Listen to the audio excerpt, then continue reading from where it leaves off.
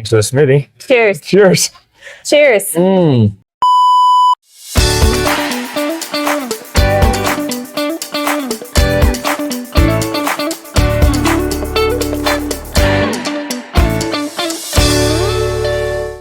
Welcome back to the Aaron Lebauer Show. So this is Jess from WanderlustPTs. I'll let her introduce herself in a moment. We've been hanging out. We've spent Saturday, Sunday here with our Platinum Mastermind. And then there was an optional 2-day skiing. And we had a handful of us come up and ski. And Jess and I have been skiing today. And so we thought we'd just do a recording of a show. Because why not? Right? Yeah. So content day. Yeah. Content day. Everything is content. Mm-hmm. You've been drinking smoothies at the bookstore. Yep. This is the, so where are we? What's the store we're at? This is Atticus. Atticus Coffee Shop in Park City. Yes. And I got delicious. the bee pollen protein. Yeah. It's good. Peanut butter, banana. Butter banana. Yeah. It's delish. And they draw a little bee for you, which is even better. Oh, yeah. Oh, nice. Okay. So, Jess, it's been a while since we did the podcast. It is. And we didn't do one in person, did we? We haven't. And we haven't done one in person. Just on Zoom. Yeah. Me. Yeah. And if I think back to the first podcast we did, I was so nervous. That was like the first podcast that I've ever done. And Yeah. I was extremely nervous. And how things have changed in 2 years. Right. I mean, I'm still nervous, but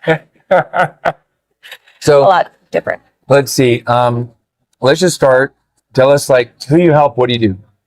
I was a travel physical therapist for 10 years. And then I created a blog called WanderlustPTs, where I now help other new grads confidently become travel therapists Yep. and thrive as travel therapists and then even beyond. Nice. So we started working together in 2020. And Yeah. you reminded me of that this week. And I was like, oh, gosh, that's been almost 4 years. 4 years. Yeah. Congratulations. Thank you. Thank you. What was going on what was going on in 2020 before you started, and what was the pain point? What was happening other than COVID? Yeah, I mean, as it was for Yeah. everybody. So I was a travel PT for 10 years, and I was on an assignment. I got let go. Were you on assignment in Greensboro? I was on an assignment in Greensboro, Yeah. which is I was planning on going to PT BizCon to reignite the fire under my bum around my blog and the business that I had created. And so I was really excited when I got hit with an ad for PT BizCon because it was in Greensboro and I was supposed to be on assignment in Greensboro. And it went virtual anyway, but I joined PT BizCon. That's when I met you and saw the potential for what my business could be, or you helped me to see it. Yeah. So you were at Traveler, let go. You already had this blog that was generating some money. But how much were you making? At that time, maybe 5,000 a month, 4 to 5, through the blog and affiliates. Yeah. Awesome. And then what was your first goal? 6 figures. Yeah. As it is for most PTs, right? We all just want to hit 6 figures. Right. Just want to make a 6-figure salary. So I remember we got on a call and I said, you said, Jess, what is your goal? And I said, I just want to make 6 figures. And you said, okay, do you want help doing that? Yeah. And I said, can you help me do that? I didn't even know it was possible. And you said, yep. Did you not know it's possible for you to get 6 figures or for me to help you or someone to help you? Oh, good question. I don't know. I don't know the answer to that. Yeah. Probably both. But you were so confident in your answer that I trusted it. Because I'd had a similar conversation. You talking about John Schumacher. Yeah. It was like, I met him through YouTube and he was a PT. And he had interviewed me on his podcast show about cash-based physical therapy. And I was in this place where I was trying to figure out how do I get my course, how do I create a course? And I'd been on this call. It was like, oh, we can help you, British people, make a course for $12,000. I was like, okay, a $12,000 course, but I was like, I can't sell $100,000 worth of courses, or right, I'm sitting there talking to John I'm sitting in my garage talking to him on my phone. He's like, Aaron, you have a 6-figure business. I'm like, no way. But so I had that conversation. and then was able And it to was do you it. in my seat. Yes. And then you saw how it was possible. And then you were doing it, and like you had more things going on than I did at that time. And I was like, yeah, I can absolutely. Yeah. I have a blog. I had an email list. Not a lot of social media following, but I did have a course that people wanted. So, I did have all of those things in alignment, just no real direction on how to best go about capitalizing on it. And especially because COVID meant the end of travel PT, the end of a lot of PT jobs for a long time. Yeah.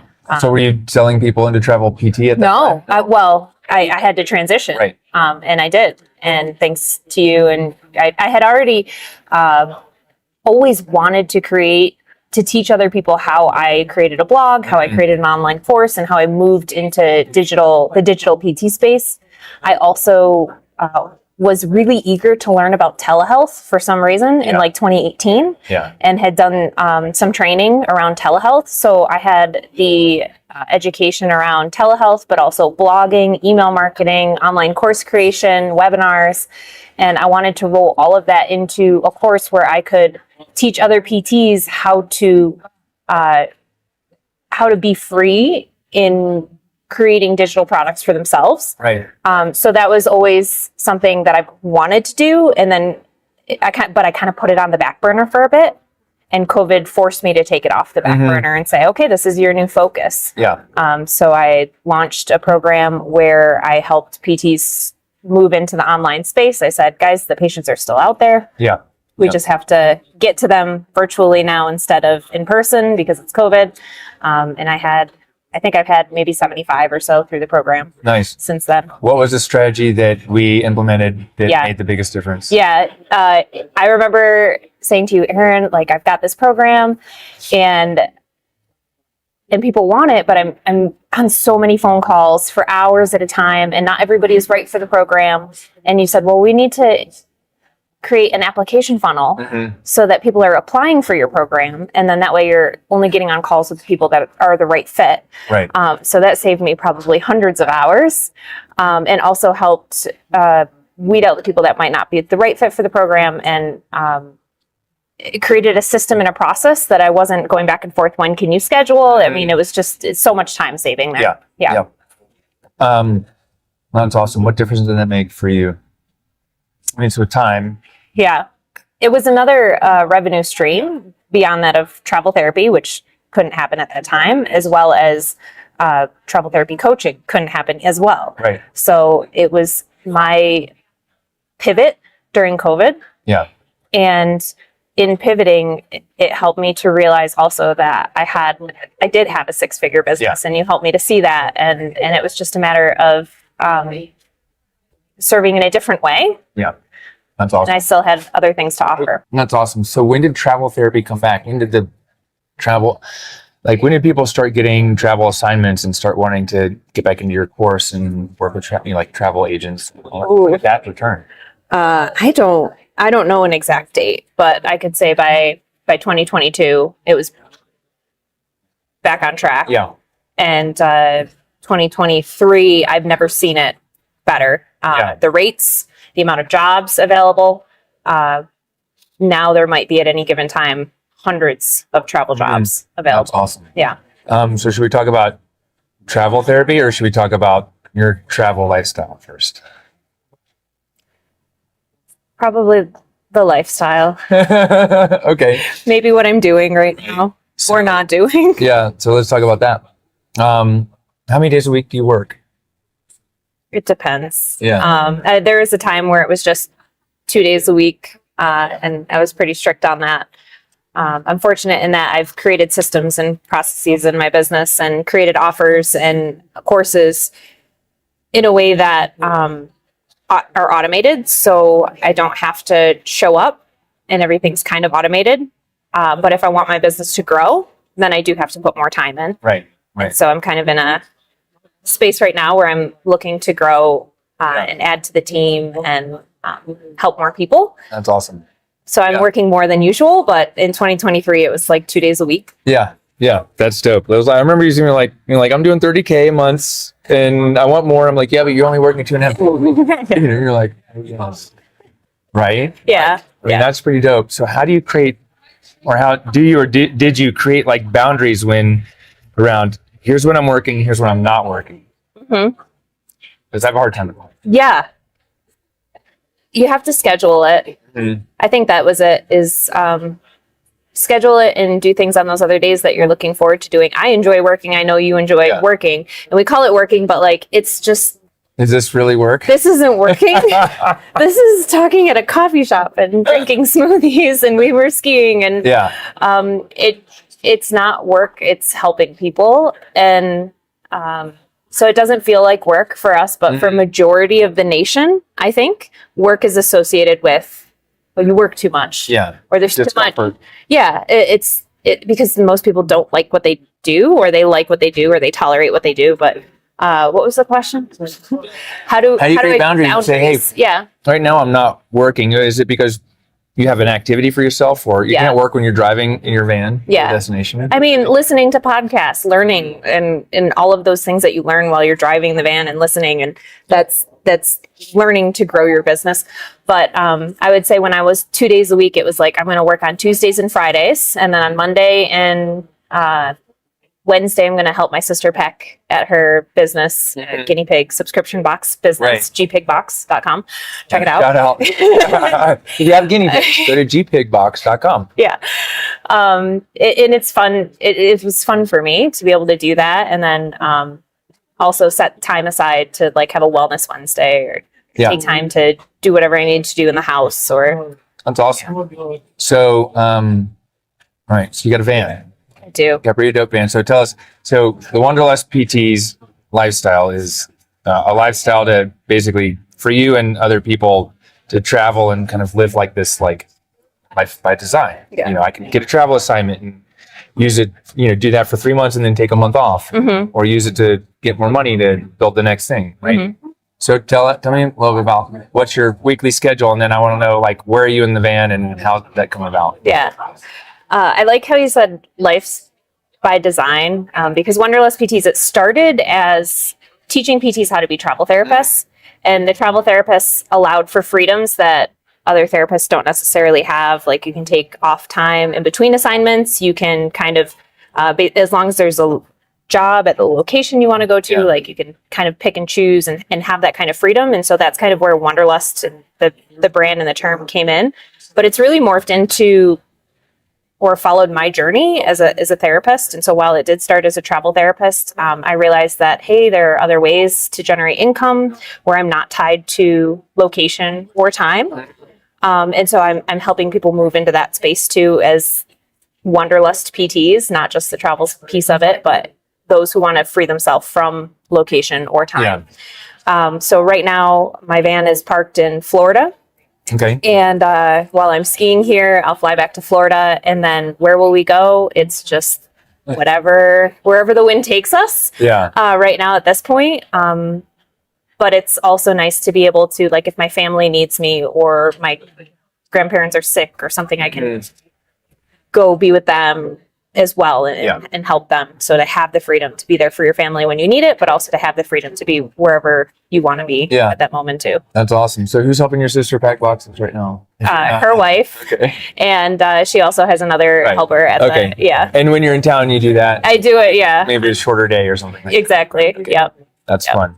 So there's three of us with vans in the mastermind. So I've got a van. Odell has it. Odell. Oh, right. Odell. Yeah. Odell. Yeah. I think, you know. Yeah. But, you know, so what's in your van? What does it look like? And describe, like, how do you make this work? Yeah. So van life.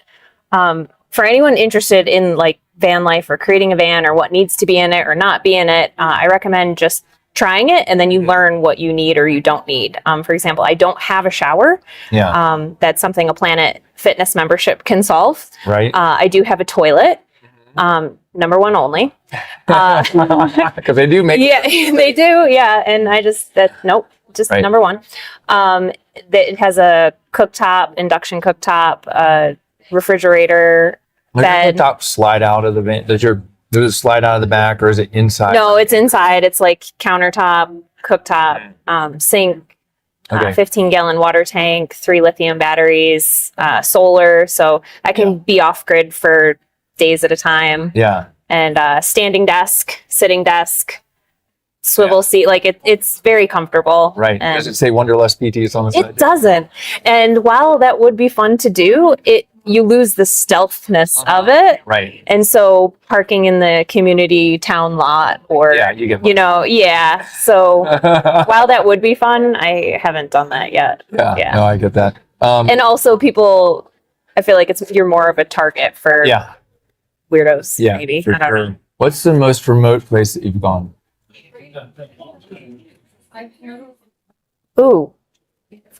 I don't, remote. I mean, you said we have a satellite internet and stuff. I'm like, you're clearly going somewhere remote. Like, have you gone like in the middle of like BLM and land, like in the middle of nowhere? Yeah. I remember specifically driving, I think it was in Nevada, and the gas tank was getting low, and there's a point where like the next gas station isn't for 80 miles and you're like, am I going to make it? And do we have cell service? Like that's the first thing that popped into my mind when you were like, what's the most remote place you've ever been? But recently we were in the mountains in North Carolina, fly fishing, and we didn't have good internet. So we had to like move for internet. And that's when we were like, ooh, we need to get Starlink so that so that we can fly fish and have internet at the same time, so that we can work and fly fish at the same time. That's awesome. Yeah. That's really cool. Do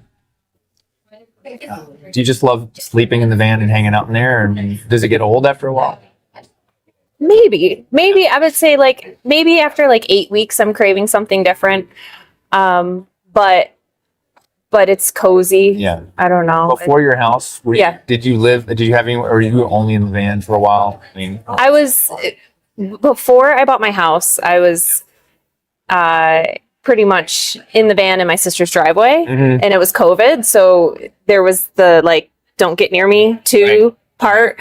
Yeah. So yeah, I was a little bit like going to your sister's house to shower, but when she was put the mask on and like shower and then be like, okay, see you, or like sit outside in the garage, and everyone had to sit 6 feet apart. Yeah, that's crazy thinking about that far. Yeah, like wow. And it's the funny thing is it's not been it hadn't been 4 years yet. Right, it feels like years ago. Glad it's over. What okay, so let me ask you, if someone's watching and they want to travel, what are the like 2 or 3 things they need to know about travel PT, or why they should travel, or what they should avoid? Yes. What I hear most from people is, well, can I travel as a new grad? And the quick answer is yes, absolutely, and you should.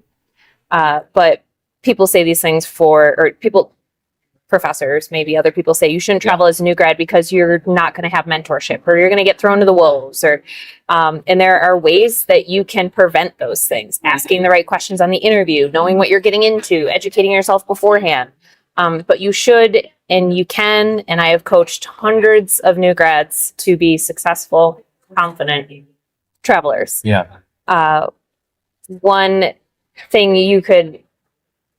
One of the biggest mistakes, I would say, is waiting to travel, because you can make almost double basically as a traveler. Really? Yeah. Wow. And what are the salaries or hourly wages people are getting? We should expect. Is there like range? I mean, I got a text today I don't even know. $2,500 a week, like over $2,500 a week. It's rare. It's $10K a month. That's dope. Yeah. That could be take home too, like net after you pay taxes.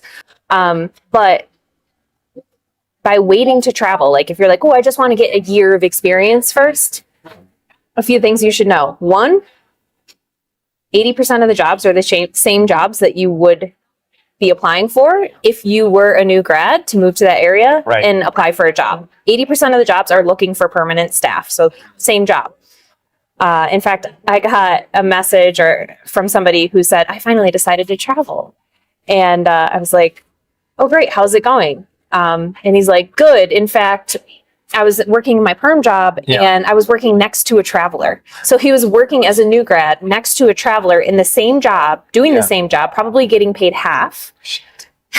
So biggest mistake is waiting to travel. You just have to know what to look out for in the jobs. And Why do you think professors tell people they shouldn't travel as new grads? I know. Well, I think why. Yeah. Yeah. What do you think? I sat next to a few, and they then leave the system. You know, the therapists leave the system, and they don't have the staff that they need in order to help for them to work at the hospital, the local hospital, or the. So I think some of them are better in that way. Yeah. Some of them genuinely think that they're going to get taken advantage of, thrown to the wolves, and that can happen, perm or travel. It doesn't matter. There are shitty jobs out there, whether it's a perm job or a travel job. Again, you just have to make sure that you know what to look out for. Yeah. What's the biggest number one red flag someone should look out for when looking for a job or a travel position?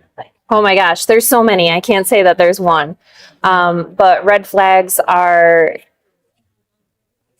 interviewing, asking the right questions. I want to say that 100 times. But like, for example, in my first job, I was coming from an outpatient clinic where I was seeing 20 plus people a day, working 14 hours a week, 14 hours a day, like a great experience, but burnout ensued like pretty quickly. And when I interviewed for a job, I said, what's your productivity? Like I knew the question to ask, what's your productivity? And they said 90%. And I thought, okay, I'm doing 90% right now in the current outpatient job that I'm working in. But it was a skilled nursing facility. And 90% productivity in a skilled nursing facility is different than in an outpatient. So I would say you don't know what you don't know as a new traveler. And asking the right questions on the interview can help throw up red flags like that. Yeah. In that job, they didn't even provide us with a computer where we could document point of care. So they wanted a 90% productivity, but we couldn't document at point of care. One. Two. Does 90% productivity mean you see 90% of a full caseload, or I don't even know? You are so lucky that you don't even know that. No idea. Cheers to that. That's great. Yes, that's good. You don't even need to know because you never had to work in an insurance model. That's great. That's really great. Fun. It means it means in an 8-hour day, you have billable time for 90% of the day. Okay. So your billable hours. And if you can't document at point of care and you can't find a blood pressure cuff that works and you have to walk to the bathroom and Mrs. Jones is toileting and like, it's something like 7 hours and I have to do the math, but it's like 7 hours and 36 minutes has to be billable time. Out of an 8-hour day? Out of an 8-hour day. When I was a bike messenger, I get billable hours for toileting. Because you just didn't, when you left the court, you made sure you did the toileting before you left. There you go. That's when the time stopped. Right, exactly. So that's the productivity. Okay. And I'm glad that you don't know that. I have no idea. That's great. There's like, yeah. But that's really funny. Do you have a list of like interview questions? Yes. Yep. Is there like is that a freebie thing? It is. Yep. Right on my website. How do people go get that? WanderlustPTs.com. And right on my website there's freebies or downloads, and you can find it right there, right on the homepage too. There's 10 must ask interview questions. Okay. Awesome. We'll put like a link to that show notes. Yeah. Thank you. If anyone actually looks at the show notes anymore, but we'll do that. Awesome. That's awesome. What's the number one thing, what's the biggest lever you've pulled in the last few years that's moved the needle for you in your business in terms of saving more time, making more money? Mm-hmm. Is there one thing or two things that you've done that's made the biggest difference? Yeah. I think that depending on where you are in your business, the answer changes. When I first started with you, the answer was just find somebody who's been there and done that. Yeah. And follow what they say. So I would say that was the beginning lever of like, I don't need to reinvent the wheel because you've already been there and done that. So you tell me this is what you should do and this is how you should do it.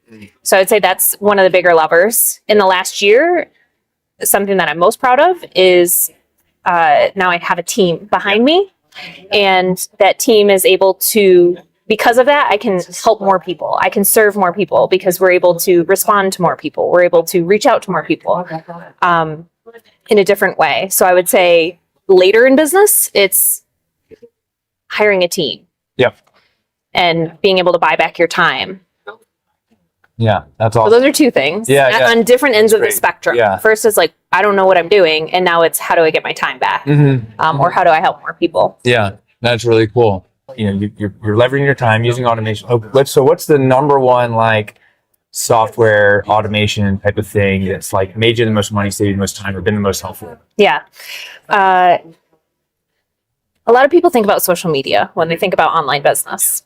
And I'm fortunate that I didn't build my business relying on social media. Right. And while social media is an important part of growing an online business, or could be an important part of growing an online business, the magic happens in the email list, still, in my opinion. Yeah. That's where the conversions happen. So if you have an online business, if you're growing a brand, use social media to grab emails and to provide value to your list, and to get them to understand who you are and what you do. But importantly, grab emails and grow your email list and serve them through emails. Yeah. In my opinion. Yeah. I mean, that's what's worked for me. Opinion works for yeah. me too. Yeah. That's yeah. Social media is great, but it can go away tomorrow. Yeah. And we can still collect all of those emails. I've had people say to me, I want to grow an online business, but I hate social media. Yeah, me too. Right. Me too. But you're still on social media. I am. Yeah. Not as much as I should be. But you were even on it before we started working together. Yeah. You were there. You had a presence. You had things going on. It's not your number one thing. And I think there's two things that I want to emphasize. Number one, you want an online business, you have to be online and social media. Yeah. Or you can pay someone else to do a bunch of stuff. But you also grew your business through like internet search and creating blogs, and and now is a different time than 5 years ago.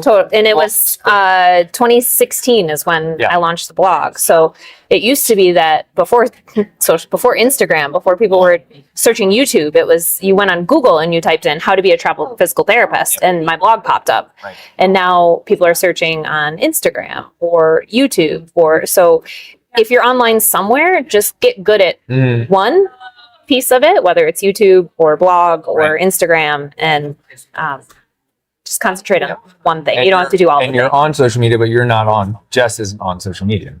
You have a presence, but you're you got a VA doing a lot of that. I do. Yep. We'll record this. I'll send it. They'll edit it. They'll chop it up. Even there's AI software that will chop it up and edit it for us. And so we don't have to be the ones that are doing the thing. Right. Are you more comfortable on social media now? I'm getting there. It helps. Thanks, Odell Miller, too. Just to document your journey. Just document your day. Right. The bee pollen smoothie. What else should I ask you about? Besides skiing. I think that it's really important for PTs to know what opportunities are out there, and that their beliefs around what is possible as a PT are only limited by what they've seen and what they've done so far. Right.